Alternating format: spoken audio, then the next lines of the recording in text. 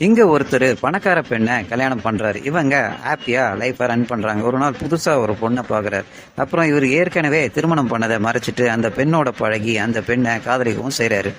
அப்புறம் ஒரு நாள் தனக்கு கல்யாணமான விஷயத்த அந்த பொண்ணு கிட்ட சொல்றாரு. அந்த பொண்ணு ரொம்ப ஷாக் ஆகுறாங்க.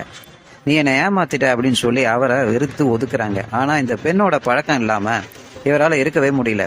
தொடர்ந்து அந்த பெண்ணை பின்தொடர்ந்து பேசும்போது அந்த பொண்ணு உனக்கு நான் வேணும்னா நீ என்ன கல்யாணம் பண்ணிக்க அப்படின்னு சொல்றாங்க. வேறு வழி இல்லாம கல்யாணத்துக்கு ஒத்துக்கிறாரு. அதுக்கு முன்னாடி அவரோட மனைவியை காலி பண்ணிடலாம்னு நினைக்கிறாரு. இயற்கையான மாரடைப்பு வரா மாதிரி பிளான் பண்ணலாம் அப்படின்னு சொல்றாரு. இதற்கு அந்த காதலையும் ஒத்துக்கிறா. அவர் நினைச்ச மாதிரியே கொஞ்ச நாள்ல அவரோட மனைவியை காலி பண்ணிடுறாங்க.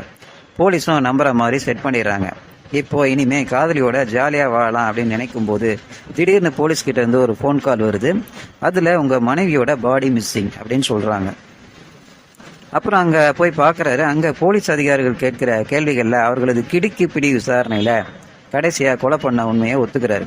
இப்போ சட்டத்துக்கு முன்னாடி நிறுத்தி இவருக்கு தண்டனை வாங்கி கொடுப்பாருன்னு பார்த்தா இதுக்கப்புறம் தான் மிகப்பெரிய ட்விஸ்டே இருக்கு. அது என்னன்னா, இந்த காதலியா இருக்கிற பொண்ணு யாருன்னு பார்த்தா இந்த போலீஸோட பொண்ணு.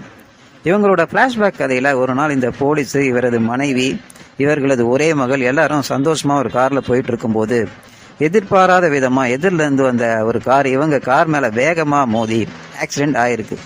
மோதின காருக்குள்ள யாருன்னு பார்த்தா இவங்க 2 பேரும் உள்ள இருக்காங்க. இவங்க 2 பேரும் ஃபுல்லா தண்ணி அடிச்சுட்டு கார் ஓட்டுனதால இந்த விபத்து நடந்திருக்கு. இவங்க எல்லாரும் எங்களை காப்பாத்துங்க அப்படின்னு கிஞ்சி கேட்டாலும் கூட இவங்க ஈவு இறக்கமே இல்லாம எந்த உதவியும் செய்யாம அந்த இடத்த விட்டு போயிடுவாங்க. அதுல இவரது மனைவி இறந்திருப்பாங்க. இதுதான் பிளாஷ்பேக்.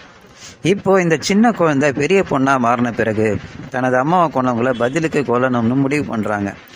அதனால் ஒரு பிளான் பண்றாங்க. அதன்படி இவரை காதலிக்கிற மாதிரி நடிச்சு சமயம் வரும்போது சாகடிச்சிடலாம் அப்படின்னு முடிவு பண்ணி அவங்களே தேடி கண்டுபிடிச்சி இவரை காதலிக்கிற மாதிரி நடிக்கிறாங்க.